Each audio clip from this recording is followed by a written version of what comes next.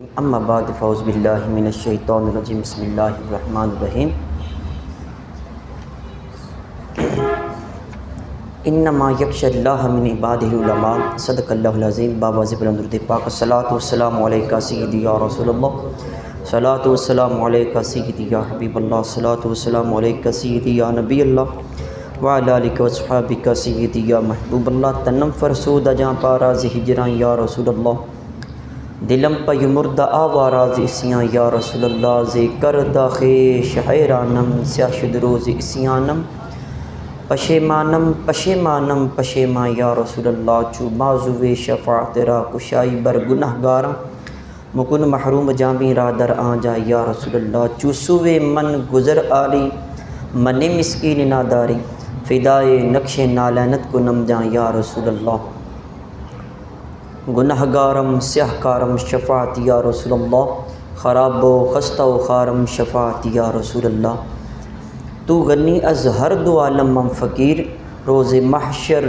عذر ہائے مم پذیر گر تمی بینی حسابم ناگزیر از نگاہ مصطفیٰ پنہا بگیر میری زندگی کا مقصد تیرے دین کی سرفرازی میں اسی لیے مسلمان میں اسی لیے نمازی میرے نہایت واجب الاحترام عزیز بزرگوں دوستو کل 2 شعبان المعظم کو کروڑوں حنفیوں کے امام حضرت امام ابو حنیفہ رحمۃ اللہ علیہ کا وصال مبارک تھا۔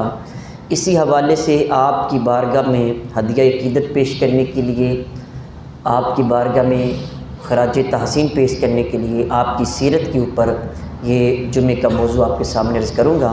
اللہ تعالیٰ کی بارگاہ میں دعا ہے اللہ تعالیٰ سن سنا کے عمل کر کے آگے پہنچانے کی توفیق عطا فرمائے۔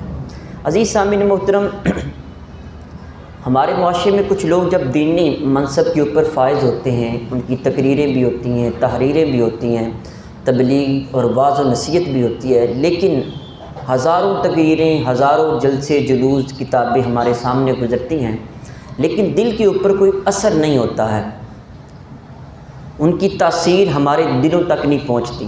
ہم گفتگو ایک کان سے سنتے دوسرے سے ہمارے گزر کے چلی جاتی ہے، لیکن ہمارے دل وہ دہلتے نہیں ہیں، اللہ رسول کی بات ہمارے کانوں تک پہنچ کے وہ دل تک اثر پذیر نہیں ہوتی۔ وجہ اس کی یہ ہے کہ ہمارے اکثر جو تعداد علماء کی ہے، وہ جو کہتے ہیں وہ خود نہیں کرتے ہیں، مثلا جو سمجھاتے ہیں وہ اس پہ اوپر خود عمل نہیں کرتے۔ جب بے عمل علماء ہوں گے تو پھر ان کی آوازوں کے اندر، ان کی زبانوں میں تاثیر نہیں رہے گی۔ میں یہاں رک کے ایک بات کرنا چاہتا ہوں۔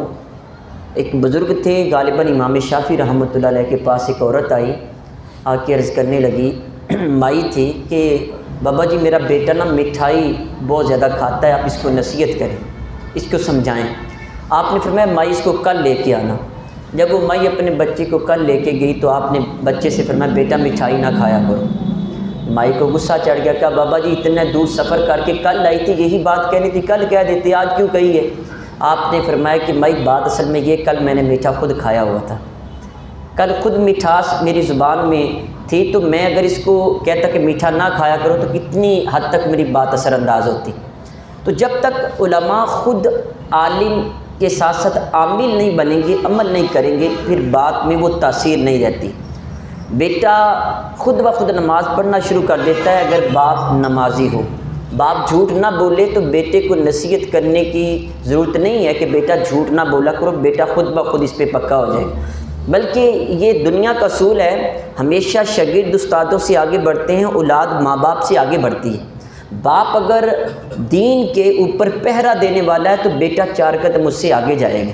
آپ کبھی کر کے دیکھ لیں، آپ خود نماز پڑھیں، بیٹے کو کہنے کی ضرورت نہیں ہے۔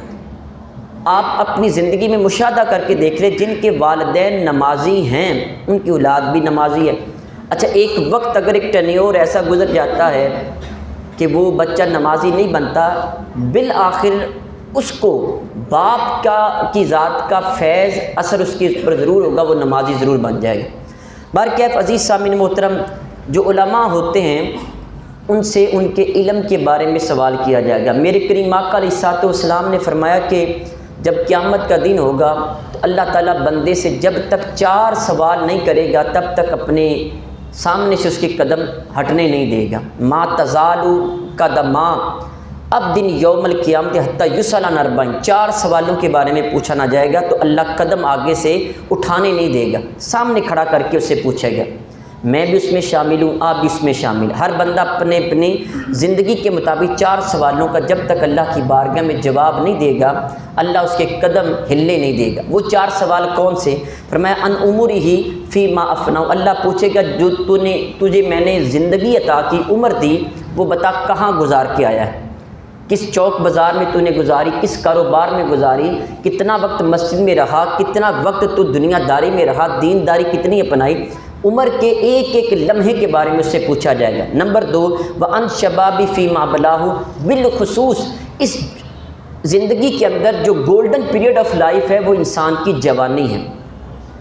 بڑھاپے میں بندہ جوانی کی خواہش کرتا ہے، بچپن میں بندہ جوانی کی خواہش کرتا ہے۔ بڑے بڑے بادشاہ گزرے جو جوانیوں کے لیے بڑے انہوں نے نسخے استعمال کیے، ہماری جوانی سلامت رہے، لیکن یہ جوانی سلامت نہیں رہتی۔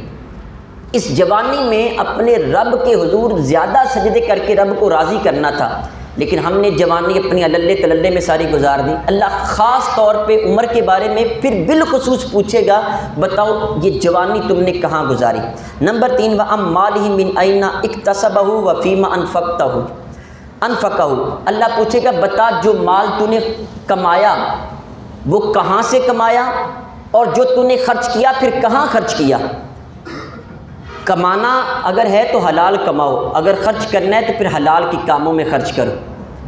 اگر آپ حلال کمائیں اور حرام کے کاموں میں خرچ کریں اس کے بارے میں بھی پوچھا جائے گا، اور اگر آپ کمائے حرام اور حلال کے کاموں میں خرچ کریں اس کا کوئی ثواب اور اجر نہیں ملے گا۔ آپ کی کمائی حرام کی ہے، لاکھ محفل میلاد کروا لیں، کل 740ویں کے اوپر چاہے آپ شادی ہال بک کروا کے وہاں پہ 7 ڈشیں بھی دے دیں، لیکن یاد رکھیں اگر وہ حرام کی کمائی کے نہ مردے کو فائدہ ہوگا نہ کروانے والے کو کوئی فائدہ ہوگا۔ یہ تو ہو ہی نہیں سکتا کہ حرام کی کمائی کے فائدہ۔ اور چوتھی جو ہمارے ٹاپک کے ریلیٹڈ بات ہے، فرمایا وَعَنْ عِلْمِهِ مَاذَا عَمِلَ فِيهِ، اللہ تعالیٰ پوچھے گا جو علم عطا کیا اس کے اوپر کس حد تک عمل کیا۔ مجھے بھی علم ہے، کتنا علم ہے اس کے مطابق مجھے عمل کرنا پڑے گا۔ آپ کے پاس جتنا بھی نالج ہے، چاہے اسکول کوئی پڑھا یا نہیں پڑھا، علم تو اس کے پاس ہے نا، تو فرمایا اس کے علم کے بارے میں بھی پوچھا جائے گا۔ عزیز سامعین محترم، یہ 4 سوال جب تک نہیں پوچھے جائیں گے اللہ تعالیٰ اپنے سامنے سے ہٹنے نہیں دے گا۔ علماء بالخصوص اس میں جتنے بھی ہیں ان سے ان کے علم کے بارے میں پوچھا جائے گا کتنا اس پہ عمل کیا۔ ہم باتیں تو بڑی لمبی چوڑی کرتے ہیں، بڑی واضح و نصیحت کرتے ہیں، تو کس حد تک اس پہ عمل کرتے ہیں یا نہیں کرتے۔ آئیں آپ کے سامنے میں ایک ایسے امام کی بات بتاتا ہوں، ان کی پرسنل لائف کے بارے میں، ان کی پریکٹیکل لائف کے بارے میں، کہ انہوں نے اپنے علم کے مطابق کس حد تک عمل کیا۔ کروڑوں حنفیوں کے یہ امام ہیں، عبادت بھی لاجواب اور پھر معاملات بھی لاجواب۔ حضرت امام ابو حنیفہ رحمۃ اللہ علیہ، آپ کا آج کے دور میں یہ ہے کہ بندہ کہتا ہے میرا کاروبار تو میں دینی معاملات کیسے کروں، میری جاب ہے میں دین کی طرف کیسے آؤں، عبادت کیسے کروں۔ لیکن ہمارے سامنے کوئی صحابی نہیں ہے، تابعی ہیں، یعنی انہوں نے صحابہ کی زیارت کی، ان کا بہت بڑا بزنس تھا، اس قدر وسیع و عریض بزنس تھا آپ کا کہ اس دور میں جو سوٹ آپ پہنتے تھے اس دور کا بادشاہ بھی نہیں پہنتا تھا۔ کپڑے کا کاروبار تھا، ریشم کا آپ کا کپڑا تھا، اور لاکھوں کروڑوں اربوں میں آپ کا کاروبار تھا، لیکن معمولات زندگی اتنے کمال کی اور اتنا صاف اور شفاف آپ کا کاروبار تھا، بزنس تھا۔ کوئی 1 روپیہ بھی اگر غلطی سے بھی آپ کے پیسے میں شامل ہو جاتا تو پھر اس پیسے کے ساتھ کیا کرتے آپ کے سامنے عرض کرتا ہوں۔ حضرت امام ابو حنیفہ رحمۃ اللہ علیہ، آپ کا کپڑے کا کاروبار تھا، تو ایک دفعہ ایک گاہک آپ کے پاس آیا، آپ کا بیٹا حماد جوان تھا، وہ بھی دکان پہ بیٹھا تھا، تو اس نے کپڑا سیل کرتے ہوئے اس نے کہا مجھے فلاں کپڑا چاہیے، تو آپ نے بیٹے نے اس طرح وہ تھان سامنے پھینکا اور ساتھ کہا صلی اللہ علی محمد، سرکار کی بارگاہ میں درود و سلام پڑھا، کپڑا سامنے پھیلا دیا۔ حضرت امام ابو حنیفہ نے سن لیا، فرمایا بیٹا یہ کپڑا کلوز کر دو، یہ کپڑا ہم نے سیل نہیں کرنا، اور گاہک سے یہ کہا جاؤ یہ کپڑا بازار میں کہیں اور سے تلاش کر لو، ہم یہ کپڑا سیل نہیں کریں گے۔ بیٹے نے عرض کیا کہ ابا جان وجہ کیا بنی؟ فرمایا جب تم نے کپڑا اس کے سامنے پھیلایا تو حضور کی ذات پہ درود پاک پڑھ کے یہ ان کو باور کرانا چاہا، ان کو یہ تصور دیا کہ اس کپڑے کی تعریف کے ساتھ تم نے درود پاک کو اٹیچ کر دیا ہے۔ اس نے یہ گمان کیا یہ بندہ منہ سے درود پاک پڑھ رہا ہے، ہو سکتا ہے اس کا کپڑا بھی واقعی ٹھیک ہو، تو یہ کپڑا بیچنا جائز نہیں ہے۔ بہار شریعت میں یہ مسئلہ موجود ہے کہ اگر کوئی بندہ کوئی چیز سیل کرتے ہوئے سبحان اللہ، بسم اللہ، اللہ اکبر یا درود پاک پڑھے اور یہ تصور دینا چاہے کہ یہ بڑا نیک ہے، تو فرمایا یہ پڑھنا اس کے لیے اس وقت ناجائز ہے۔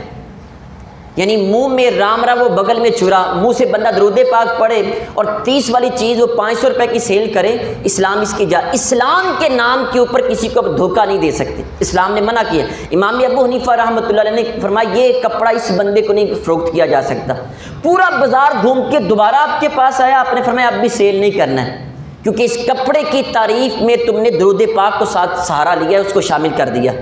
آج ہمارے ہاں دیکھیں کتنے لوگ سر پہ امامہ، چہرے پہ داڑھی سجا کے اور لوگوں کو دکھاتے کیا ہیں اور مارتے کس ہاتھ کی، یہ اسلام اجازت نہیں دیتا۔ پھر اس سے آگے چلیں، حضرت امام ابو حنیفہ رحمۃ اللہ علیہ اپنے علم کے مطابق کس حد تک عمل کرتے اور آپ کا دل کتنا وہ سخی تھا۔ حضرت امام ابو حنیفہ رحمۃ اللہ علیہ ایک مرتبہ ایک مدینہ شریف سے شخص کوفہ پہنچا۔ یہ کوفہ بہت بڑا علمی شہر تھا، تقریباً 70 کے قریب بدری صحابہ کرام نے یہاں پہ اسٹے کیا، اور اس کے علاوہ ہزاروں کی تعداد میں علماء موجود تھے۔ امام ابو حنیفہ رحمۃ اللہ علیہ خود کوفہ میں رہ کے 4000 علماء کرام سے آپ نے علم حاصل کیا، یہ بہت علم کا گہوارہ رکھا ہے۔ تو ایک شخص مدینہ شریف سے آیا تو اس کو ایک کپڑا چاہیے تھا خاص قسم کا، وہ مہنگا تھا، تو کسی نے پوچھا جی کہاں سے ملے گا، کسی نے بتایا جی فلاں امام ابو حنیفہ کی دکان پہ چلے جاؤ اور وہاں سے آپ کو ملے گا، لیکن یاد رکھنا وہاں جا کے ریٹ کرنے کی ضرورت نہیں ہے، جتنے مانگے اتنے دے دینا، وہ زیادہ منافع نہیں لیتے ہیں۔ کاش ہمارے ہاں بھی ایسے وہ بزنس مین بن جائیں جو کہ اس طرح کرتے ہیں۔ ہمارے ہاں بھی وہ خبر کراچی میں ہوتی ہے، ریٹ یہاں پہ بڑھ جاتا ہے، اور یہ چل رہا ہے۔ ادھر سے پیٹرول کی قیمت بعد میں بڑھتی ہے، ڈالر کی قیمت اوپر کے سورسز سے جب پتہ چل جائے تو ہمارے ہاں فوراً قیمت کو بڑھا دیا جاتا ہے۔ بھائی تم نے جو قیمت جس قیمت پہ لیا ہے کم از کم اس قیمت پہ تو فروخت کر دو نا۔ یہاں پہ لوگ بتاتے ہیں 5 منٹ کے بعد ریٹ چینج کر رکھے ہیں، جو آپ نے جتنے کی لی ہے اتنے بھی منافع آپ کو خاصا آ رہا ہے، اور پھر آپ کو ایک ٹیلی فون کال آتی، میسج آتا ہے، فوراً 5 منٹ کے بعد ریٹ بڑھا دیتے ہیں۔ جتنی چیز پہلے لیے کم کم اللہ تعالیٰ سے تو تجارت کر لیا کرو۔ حضرت امام ابو حنیفہ رحمۃ اللہ علیہ کی دکان پہ آیا تو وہاں اتفاقاً آپ کا شاگرد بیٹھا تھا، آپ کا ایک ملازم بیٹھا تھا، تو اس نے کہا جی یہ کپڑا میں نے لینا ہے، تو کتنے کیا؟ اس نے کہا کہ 1000 درہم کا ہے۔ 1000 درہم لیا، کپڑا سیل کر دیا، وہ بندہ کوفہ سے مدینہ شریف چلا گیا۔ اچھا کچھ دنوں کے بعد امام ابو حنیفہ رحمۃ اللہ علیہ نے کہا کہ یار وہ جو کپڑا پڑا ہوا لے کے آؤ۔ اس نے کہا جی جناب وہ تو میں نے سیل کر دیا۔ آپ نے فرمایا کتنے کا کیا؟ عرض کرنے لگے میں نے 1000 درہم کا کیا۔ حضرت امام ابو حنیفہ غصے میں آ گئے، فرمایا کہ تمہیں شرم نہیں آتی؟ ابو حنیفہ کے نام کے اوپر لوگوں کو دھوکہ دے رکھے ہو، لوگوں سے زیادہ منافع وصول کر رکھے ہو۔ آپ نے فرمایا اس کی قیمت صرف 400 درہم تھی، 600 درہم تم نے زیادہ لیا۔ اب دیکھیں اگلا پھر آپ نے کام کیا کیا؟ امام ابو حنیفہ رحمۃ اللہ علیہ آپ نے 1000 درہم اپنی جیب میں ڈالے اور مدینہ شریف چلے گئے، کوفہ سے مدینہ گئے، جا کے اس بندے کو تلاش کرنا شروع کر دیا۔ تلاش کرتے کرتے دیکھا اچانک ایک جگہ وہ مدینہ شریف میں وہ نماز ادا کر رکھا تھا۔ حضرت امام ابو حنیفہ نے دیکھا، آپ بھی قریب کھڑے ہو کے نفل پڑھنے لگے۔ جب وہ نماز پڑھ کے وہ فارغ ہوا، آپ بھی فارغ ہوئے، تو آپ نے کہا کہ یہ جو تم نے کپڑے پہن رکھے ہیں، یہ جو چادر سے بنائی تھی، چادر اوڑھ رکھی ہے، یہ چادر میں تم سے واپس لینا چاہتا ہوں، یہ چادر میری ہے۔ اس نے کہا کیسی بات کہتے ہو حضرت، یہ تو میں نے کوفہ سے امام ابو حنیفہ سے خرید کے لے کے آیا ہوں۔ آپ نے فرمایا کیا ابو حنیفہ کو اگر دیکھو گے تو پہچان لو گے؟ اس نے کہا جی میں پہچان لوں گا۔ فرمایا کہ پھر میں تمہارے سامنے ابو حنیفہ کھڑا ہوں۔ کہا کہ آپ تو نہیں تھے، ابو حنیفہ تو کوئی اور ہے۔ فرمایا وہ ابو حنیفہ نہیں تھا، وہ میرا شاگرد تھا، وہ میرا دکاندار ملازم تھا، میں نے اس کو فوراً فارغ کر دیا۔ فرمایا کہ سنو بات یہ ہے، یہ چادر تمہاری جو تم نے لے رکھی ہے یہ 400 درہم کی ہے، اور اس نے تم سے 1000 درہم 600 درہم زیادہ لیا تھا۔ اب یہ کہ تم مجھ سے 1000 درہم لو اور یہ چادر مجھے واپس کر دو۔ اس نے کہا میں نے اس کو کئی مرتبہ پہن لیا ہے۔ آپ نے فرمایا وہ میری طرف سے اجازت ہے تو مجھے چادر واپس کر دو۔ اس نے کہا نہیں، میں چادر واپس نہیں کروں، میں 1000 درہم میں اپنے دل کی خوشی سے اس کو قبول کرتا ہوں۔ آپ نے فرمایا نہیں، تم 1000 لو اور واپس کر دو، یا پھر یہ ہے کہ تم اپنے 600 درہم واپس لے لو اور 400 درہم میں یہ چادر میں آپ کو بیچتا ہوں۔ تو پھر وہ بندہ مان گیا، اس نے 600 درہم واپس لیے اور امام ابو حنیفہ رحمۃ اللہ علیہ بڑے مطمئن ہو کے وہاں سے مدینہ شریف سے واپس آئے۔ یہ بھی ہمارے اسلاف تھے، یہ میں کسی عام تاجر کی بات نہیں کر رہا، کروڑوں اربوں حنفیوں کے امام اعظم ابو حنیفہ رحمۃ اللہ علیہ کی بات کر رہا ہوں، یہ ان کا بزنس تھا۔ آج ہمارے ہاں ایک چھوٹا سا بزنس مین ہوتا ہے اور طرح طرح کے وہ اعتراضات، طرح طرح کی باتیں، یہ ہو گیا جی ایسے مشکلات ہیں، ویسے مشکلات ہیں، کیا کریں جی، چلتا ہے جی ویسے ہی چلتا ہے۔ اور بھائی کیسے چلتا ہے؟ آپ کوئی انوکھی دنیا میں نہیں آگے، کوئی خلائی مخلوق نہیں ہو، اسی دنیا میں رہتے ہو، آپ کے پاس ہزاروں مثالیں موجود ہیں۔ پھر اس سے آگے چلیں، حضرت امام ابو حنیفہ رحمۃ اللہ علیہ آپ کس قدر اس معاملے میں کانشیس تھے، یہ جو بزنس والا ہے، ایک مرتبہ آپ نے کی موجودگی میں آپ کے ایک نوکر نے وہ سامان لے کے جاتے دوسرے علاقے میں، تو وہ بیچ کے آئے، تو آپ نے اس سے آ کے پوچھا جی بتاؤ پھر کیسے کیسے یہ کپڑا، یہ تھان کیسے سیل کیا، یہ کپڑا کیسے سیل کیا، یہ کیسے سیل کیا، وہ تفصیلات بتانے لگا۔ تو دوران تفصیلات آپ کو پتہ چلا کہ یہ جو فلاں تھان ہے اس نے شرعی لحاظ سے غلط سیل کیا ہے۔ تو آپ نے پوچھا یہ کتنے کا سیل کیا ہے؟ اس نے کہا جی مجھے بھول گیا ہے۔ آپ نے کہا کہ جتنا کپڑا بیچ کے آئے ہو اس کے اوپر ہمیں پروفٹ کتنا ملا ہے؟ اس نے کہا کہ اس کے اوپر ہمیں 30,000 درہم ہمیں پروفٹ ملا ہے۔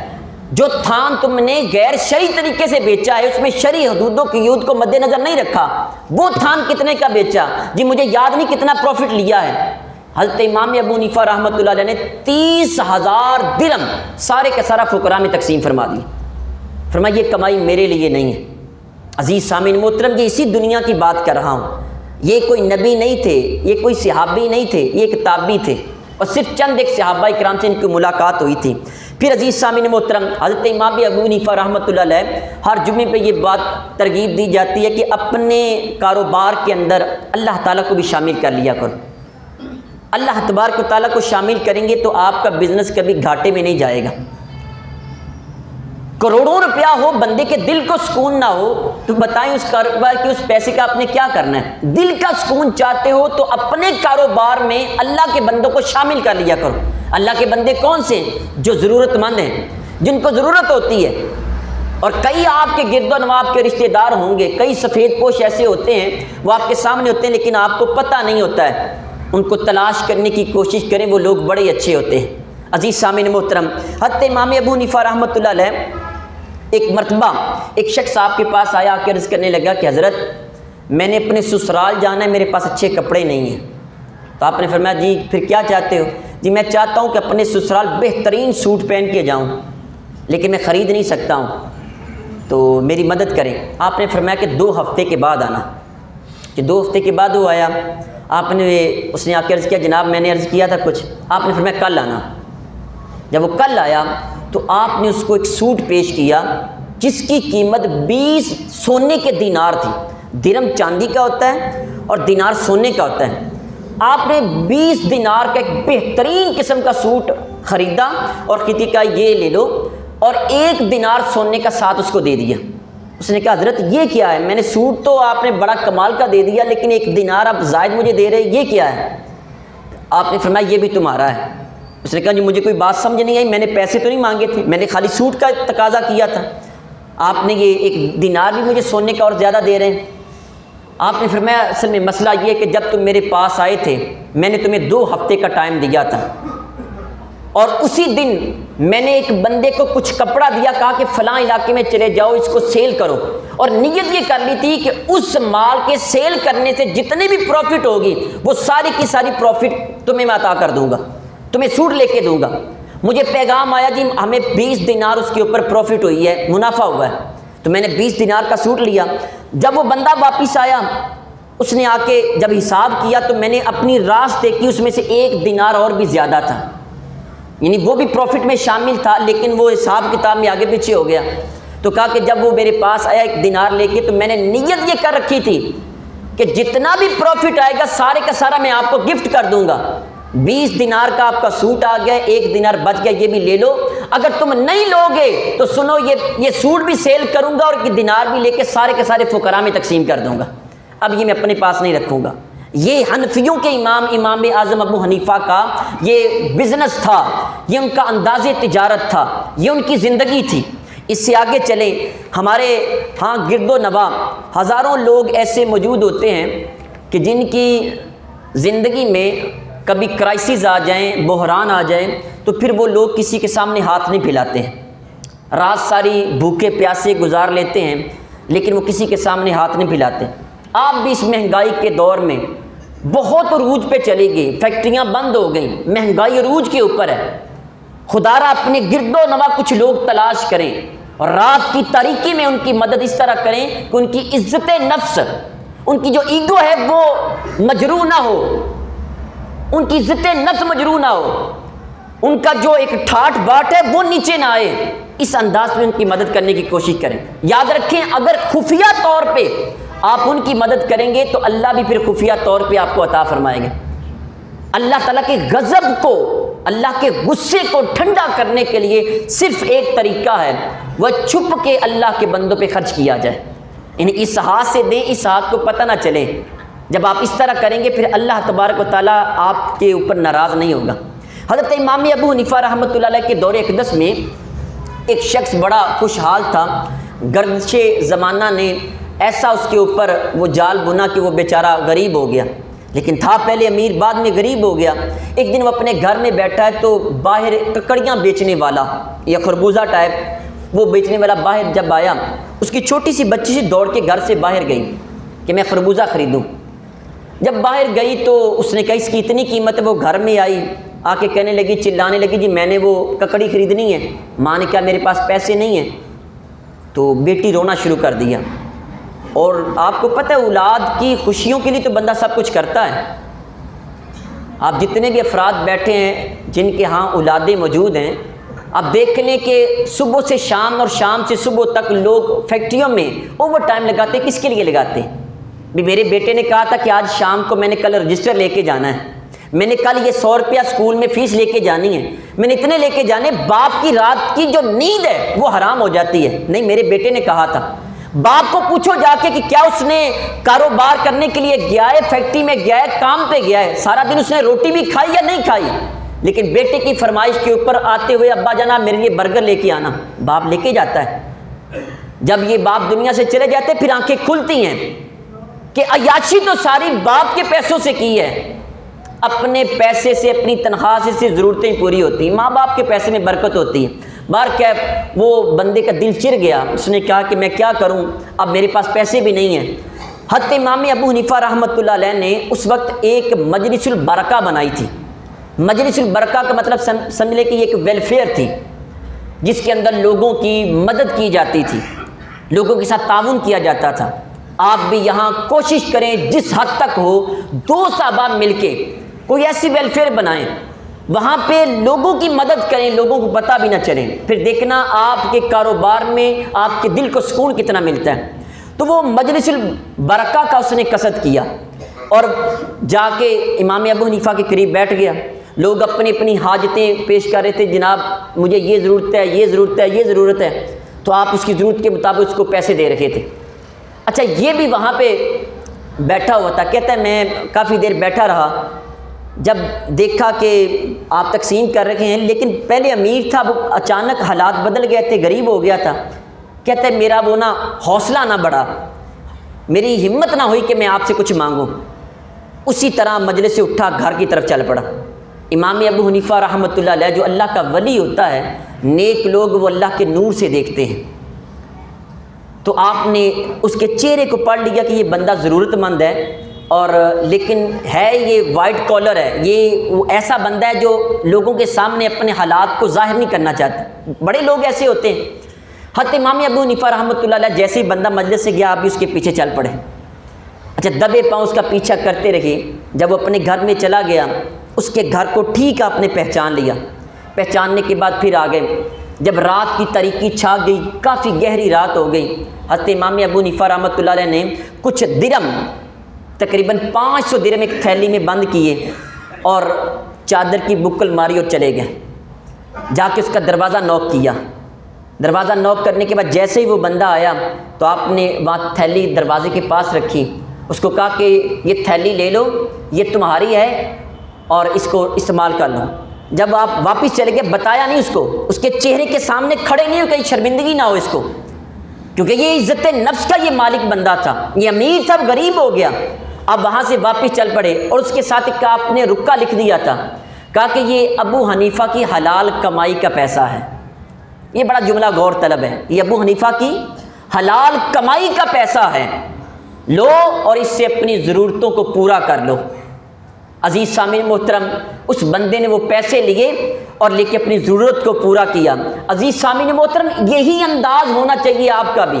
آپ کے گرد و نواح مہنگائی کا دور ہے بہت زیادہ. ابھی میاں وقاص صاحب کی طرف سے ایک انہوں نے پمفلٹ سا جاری کیا ہے جس میں انہوں نے بڑی پیاری یہ بات کی ہے، تو میں یہ ابھی اس کو شیئر کرنا چاہتا ہوں کہ کل ساتِ چالیسویں کے اوپر ہزاروں لاکھوں روپیہ کا خرچہ ہوتا ہے. یقین مانے بندہ گھر میں فوت ہو مرنے کا کم دکھ ہوتا ہے. کئی گھر ایسے ہیں، بلکہ اکثر گھر ایسے ہیں، فکر یہ ہوتا ہے 10,000 روپے کی قبر کیسے بنے گی. فکر یہ ہوتا ہے کہ صبح جو وہ 1.5 من چنے لے کے آنے کہاں سے لے کے آئیں گے، 3 دن روٹی کون کھلائے گا، ساتے کے اوپر یہ خرچہ کون کرے گا. معاشرے میں ناک نہیں رہتی ہے. دیکھیے یہ کوئی فرض یا واجب نہیں ہے. ہمارے ہاں بہت جلد ہم فتوے لگانا شروع کر دیتے ہیں، میانہ روی سے بھی کام چل سکتا ہے. تو آپ اس کے لیے بہترین حل یہ ہے کہ جو محلے دار ہے وہ وہاں کھانا نہ کھائیں. رشتہ دار بھی جو قریب قریب سے آئے ہیں کھانا کھائے بغیر چلے جائیں. کیا گھر سے کھانا نہیں کھاتے آپ؟ پھر ہمارے ہاں یہ جو چیزیں ہیں یہ بہت زیادہ بڑھ گئی ہیں. آج کل تو یہ جن کے پاس ہے وہ تو شادی حال میں اس کا انتظام کرتے ہیں، اس کے پیسے لیدا اور پھر وہاں پہ بڑا زبردست قسم کا کھانا تیار کرتے ہیں. دیکھیں یہ ریاکاری کو چھوڑیں، لوگوں کی ضرورتوں کو پورا کریں. کل ساتہ 40ویں کی جگہ پہ اگر آپ کسی غریب کی مدد کر لیں، گھر میں 4 مہمان بلا کے آپ وہاں ختم دے لیں، یہ بھی جائز ہوتا ہے. آپ مسجد میں دے دیں. یہ میں نے عرض کیا یہ لائبریری ہم نے بنائی ہے، ابھی 10,000 روپے کی بندے نے کتابیں دی ہیں، تو یہاں بھی آپ دے دیں، یہ صدقہ جاریہ ہے. وہ مدرسہ جو میاں وقاص صاحب کا ہے بہترین قسم کی پڑھائی ہو رہی ہے، لیکن وہاں پہ وہ مجھ سے عمر میں چھوٹے ہیں، کلاس میں چھوٹے تھے، ہم سے جونیئر تھے مجھ سے، لیکن بالوں میں سفیدی چاندی اتر آئی ہے. ایک دن کہنے لگے کہ حضرت صاحب مجھے یہ بتائیں، مجھے اپنا بڑا بھائی کہتے جی مجھے یہ بتائیں کبھی آپ ایسے ہوا ہے کہ رات کو سوئے ہوں اچانک اٹھ جائیں؟ میں نے کہا نہیں ایسا تو نہیں ہوتا. کہتے میرے ساتھ کئی دفعہ ہوا ہے ایسے کہ رات کو سوتا ہوں پھر اچانک اٹھتا ہوں، یار ابھی استادوں کی تنخواہیں دینی ہیں، میں ابھی وہ بچوں کا راشن پانی ختم ہو رہا ہے، وہ اتنی مہنگائی کیسے کروں گا. عزیز سامعین محترم، ایسی جگہوں کے اوپر خرچ کریں، یہ بہترین صدقہ جاریہ ہے. اللہ تعالیٰ کی بارگاہ میں دعا ہے جو کچھ پڑھا سنا اس پر عمل کر کے آگے پہنچانے کی توفیق عطا فرمائے.